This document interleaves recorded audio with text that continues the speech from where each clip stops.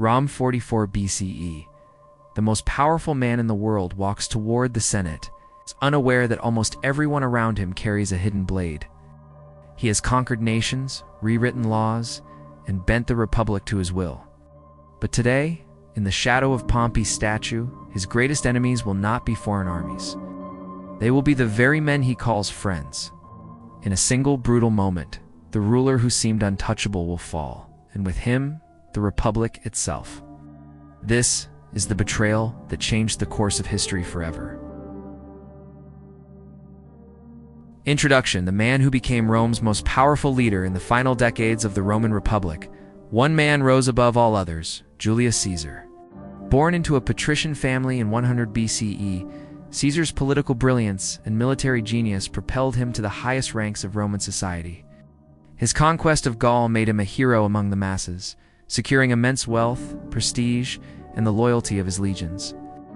Yet, his meteoric rise also stirred jealousy and fear among Rome's traditional political elite, who saw him as a dangerous threat to the Republic's delicate balance of power.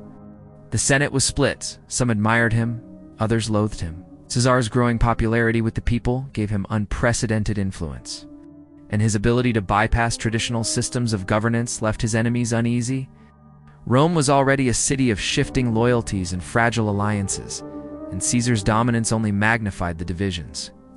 By the time he returned from his campaigns, he was not just a general, he was a living symbol of Rome's might. But in the shadows of his glory, seeds of betrayal were quietly taking root, and the same empire that had embraced him was preparing to strike him down. From general to dictator in 49 BCE, Caesar faced a choice that would alter history. Ordered by the Senate to disband his army and return to Rome as a private citizen, he instead made a daring move.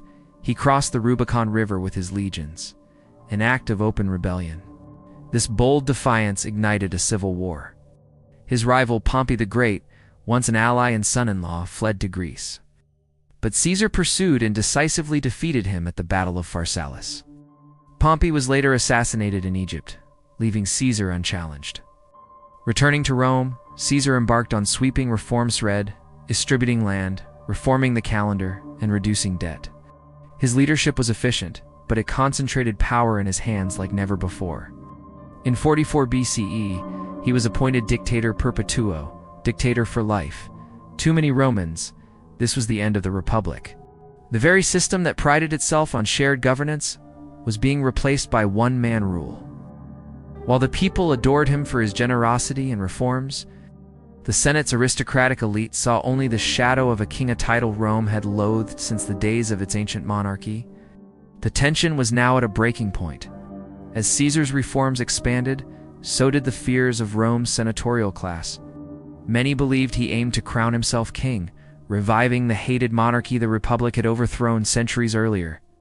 His control over the army, his ability to appoint officials at will, and his habit of bypassing traditional debate in the Senate all signaled a dangerous centralization of authority. The aristocracy, accustomed to power being shared among Rome's elite families, now found themselves overshadowed. Even ceremonial honors given to Caesar, statues, titles, and his image on coins, were taken as signs of creeping monarchy. Whispers of conspiracy began to circulate, with senators meeting in private to voice their concerns. To them, the Republic was on the verge of collapse, replaced by a dictatorship that would last not just for Caesar's lifetime, but potentially beyond. These fears were fueled by his refusal to step down after his term, his expansion of the Senate to include loyalists, and his open dismissal of long-held traditions. By early 44 BCE, the belief that Caesar's death was the only way to preserve the Republic had spread among Rome's most powerful men, setting the stage for betrayal. The conspirators, friends turned enemies. The plot against Caesar was led by a group of senators who called themselves the Liberators. Among them were two of Caesar's most trusted associates, Marcus Junius Brutus and Decimus Junius Brutus. Marcus Brutus, often portrayed as the most tragic figure in this story, had been a close political ally, and perhaps even a surrogate son to Caesar. His decision to join the conspiracy shocked many, but he believed Rome's freedom outweighed personal loyalty. Cassius Longinus, a skilled military leader and the mastermind behind the plot, harbored deep personal grievances against Caesar, including being overlooked for certain commands. Other notable conspirators included Trebonius, Casca, and Cineage, with their own motives, whether political, personal, or ideological. While they shared the same goal to remove Caesar, they were far from a unified group. Some acted out of genuine fear for the Republic's future. Others sought to reclaim lost status and power, yet together, they forged a dangerous alliance. They knew Caesar was loved by the people, so his assassination would have to be swift, shocking, and politically justified. For them, the Ides of March would be the day to strike. The Ides of March. Omens and warnings the days leading up to March 15, 44 BCE, were filled with strange occurrences. Reports of unusual animal behavior, strange weather, and unsettling dreams spread through Rome. The most famous warning came from a soothsayer, who told Caesar to beware the Ides of March. Caesar reportedly dismissed the prophecy with a laugh. On the night before his death, his wife Calpurnia was troubled by vivid dreams of Caesar's statue bleeding and crowds mourning his death. She begged him to stay home that day, fearing for his safety. Initially, Caesar agreed, but Decimus Brutus, one of the conspirators, persuaded him to attend the Senate meeting, arguing that his absence would appear as weakness and give fuel to his enemies. Unbeknownst to Caesar, the Senate was meeting not in its traditional building, but in the Theatre of Pompey, a place symbolically linked to his rival. As he made his way to the meeting, the soothsayer crossed paths with him again, reminding him of the warning. Caesar, confident and dismissive, is said to have replied, "The Ides of March have come." The soothsayer's chilling response, "Aye, Caesar, but not gone." The murder in the Theatre of Pompey.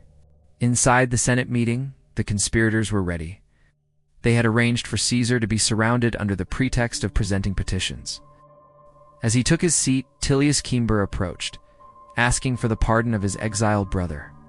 When Caesar refused, Cimber grabbed his toga, signaling the start of the attack. The first blow came from Casca, striking Caesar in the neck. At first, Caesar tried to fight back, but the sheer number of attackers overwhelmed him. Blades flashed in every direction, striking him repeatedly. According to ancient sources, Caesar suffered 23 stab wounds. The most heartbreaking moment came when he saw Brutus among the attackers. Whether or not he uttered the famous phrase "Et2, Brute," remains debated, but the sight of Brutus broke his will to resist. Pulling his toga over his head, Caesar collapsed at the base of Pompey's statue, a haunting image of his greatest rival looking down upon him in death. The conspirators, their togas stained with blood, rushed from the chamber, convinced they had saved the Republic. Aftermath. Chaos in Rome. The conspirators expected the Roman people to greet them as liberators. Instead, the city erupted in chaos. Many citizens were horrified at the murder of their beloved leader, and fear gripped the streets. Mark Antony, Caesar's loyal ally and co-consul, quickly moved to secure control of the city. At Caesar's public funeral, Antony delivered a masterful speech, turning public opinion sharply against the assassins. He revealed Caesar's will, which left generous gifts to the Roman people, further inflaming their anger. Crowds rioted, burning the homes of known conspirators and driving them from the city. Caesar's body was burned in the Forum, and the people vowed revenge. The conspirators, who had envisioned a quick return to Republican governance, now found themselves hunted and despised. Instead of restoring the Republic, they had unleashed a wave of political instability that threatened to consume Rome entirely. The stage was now set for another civil war, the fall of the conspirators. In the power vacuum after Caesar's death, the second triumvirate, emerged Mark Antony, Octavian, Caesar's adopted son and heir, and Lepidus. They united to avenge Caesar and crush his murderers. The Senate granted them extraordinary powers, and they launched a ruthless campaign against their enemies, compiling lists of those to be executed. Brutus and Cassius fled east to gather armies, but were pursued relentlessly. The decisive confrontation came at the twin battles of Philippi. In 42 BCE, the forces of the triumvirate overwhelmed the conspirators' armies. Cassius, mistakenly believing Brutus had been defeated, took his own life. Brutus fought on, but seeing no hope of victory, committed suicide rather than be captured. The remaining conspirators were hunted down and killed. Ironically, their act to save the Republic had done the opposite. It accelerated its transformation into an empire ruled by a single man. Legacy: the death of the Republic, the assassination of Julius Caesar, remains one of history's most